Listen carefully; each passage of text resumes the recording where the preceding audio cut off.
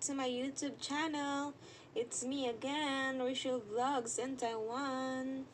So, for today's video, magkakaroon po tayo ng unboxing ng isang product na binili ko kanina.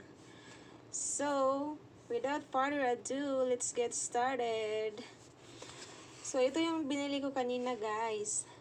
Napag-isipan ko kasi, guys, na kailangan ko na talagang bumili ng panibagong cellphone. So, actually, hindi cellphone ang binili ko. So, ayun na, guys. Umpisahan na natin ang pagbubukas ng aking binili kanina. Bumili ako nito, guys, kasi nga yung cellphone ko is wala ng video at saka full na yung memory niya. So, ipag-isipan kong bumili ng isang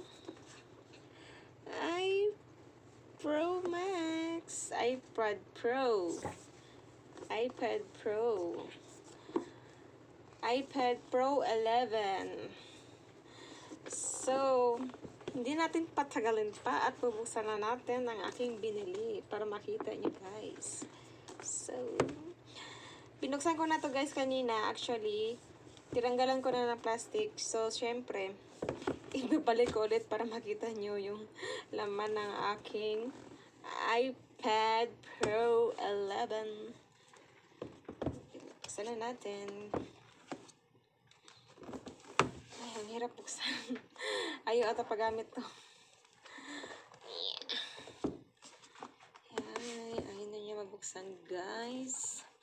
Ay, napakahirap niyang buksan. Diyos mío, marimar. So, ayan na nga.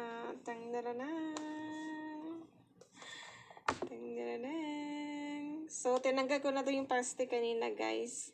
Kasi nga, ginagamit ko siya kanina. At tinisting namin doon sa store. Kaya, nabuksan na. Ang hirap tanggalin. So, dito, guys, meron siyang charger. Of course, charger. At saka, syempre yung, niya, wire. Tapos, ito na siya, guys. 2020 lang siya lumabas. iPad Pro 11. I love it.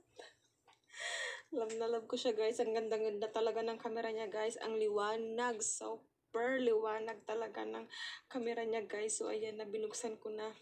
At nakikita nyo naman, diba? Ang ganda-ganda niya, guys. Katagal ko na kasi, guys, na bumili ng cellphone. Last 2016 yung lumabas na iPad. iPad ba yun? Or iPhone 6 pala. Yun yung unang-unang kong binili na iPhone product. So, this time is pangalawang beses na to, guys. So, I love it. Oh, sa halikod, guys, yung niya, meron siyang dalawang camera lang siya. Dalawa.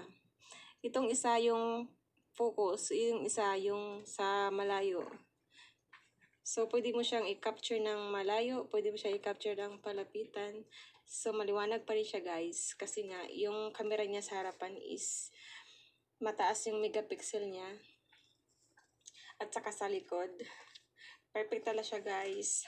At saka yung camera niya, guys. Yung speaker niya, guys, dalawa. So, napakalakas talaga niya. Ang kabog talaga nung niya, guys. So, ang gandang-ganda talaga siya. Bet ko talaga to. I love it. My iPad Pro 11. So, ayan na, guys. Na-share ko na sa inyo, guys, kung gaano kaganda itong iPad Pro 11. Model siya ng 2020 na latest model ng 2020 iPad Pro 11. Nabili ko pala siya, guys, ng 25,970. So, i-convert mo siya sa Philippine peso is 43,250 PHP. So, yan yung price niya, guys. So, nung binili ko to siya guys, wala siyang free na wala siyang free na cover at saka yung free na glass. So, binilhan ko pa talaga siya. So, gumastos pa ako ng 1,500 $NT. So, bali mga nasa 2,000 pesos yung 1,500 dito guys. So, yan.